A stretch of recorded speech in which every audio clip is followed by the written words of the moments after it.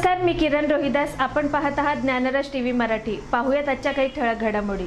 सध्या सुरू असलेल्या जिल्हा परिषद आणि पंचायत समितीच्या निवडणूक याच्या निमित्ताने आम्ही डफळापूर जिल्हा परिषद गटवासी एक निर्धार केलेला आहे की भारतीय जनता पार्टीलाच भरघोस मतानं निवडून द्यायचं.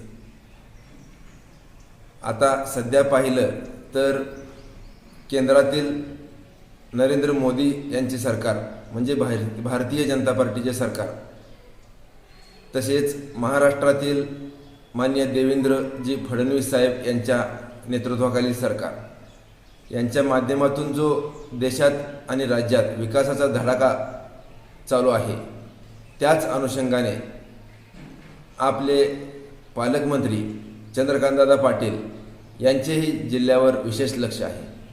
त्यांच्या माध्यमातून आणि आपले लाडके लोकप्रिय विकासपुत्र आमदार माननीय गोपीचंद पडळकर शेठ यांच्या कुशल आणि धाडसी नेतृत्वाखाली आम्ही डफळापूर जिल्हा परिषद गट हा भरघोस मताने निवडून आणू, यात काही शंकाच नाही.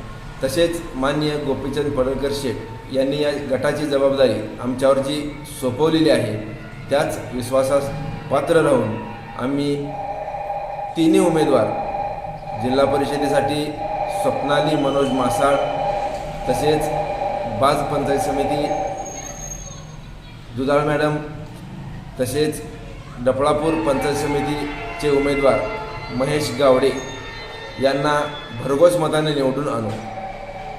आज गोपीचंद पडळकर साहेबांच्या नेतृत्वाखाली जो विकास कामे सुरू आहेत, जनता खरोखरच विश्वास त्यांच्यावर टाकते आणि जो जनतेने विश्वास टाकलेला आहे त्यास पात्र राहून आमदार साहेबांनी सुद्धा कामाचा धडाका लावलेला आहे.